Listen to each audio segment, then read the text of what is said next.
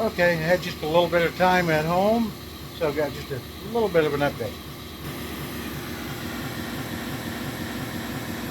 And there we have it. We got the acoustic panels up over there.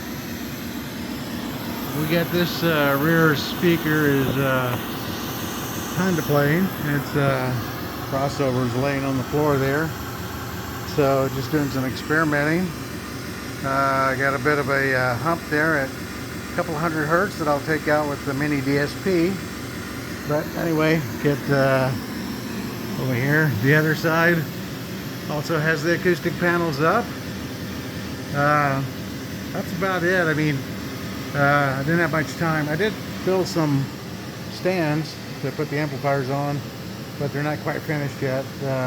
Mainly just some of the painting remaining and mounting the wheels on the bottom of 2 of the 3.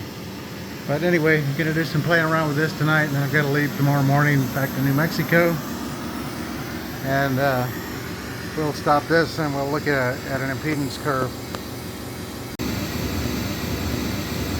Okay, now we're looking at impedance.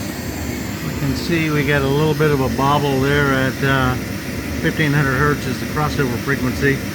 So you can see a little bit of thing going on there in the amplitude and the phase. But otherwise it's pretty flat. That's okay, there's 5 ohms is that bottom line. So we're right about, it's right around 4 ohms, a little over 4 ohms out there. But not a bad impedance curve. Let's go ahead and stop the noise. Okay, there we go. Now maybe you can hear me better. The impedance curve there, or a little bobble at the 1500 hertz crossover frequency. You can see it in the phase there also. But that's not too bad. Just a really simple passive crossover.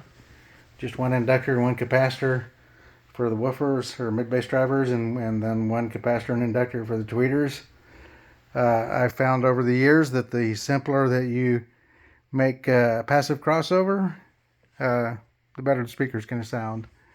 I mean, I used to put in all kinds of components to iron out the frequency response, use Zobel networks to get the impedance curve where I wanted it, and you know, make perfect response and it'd sound terrible.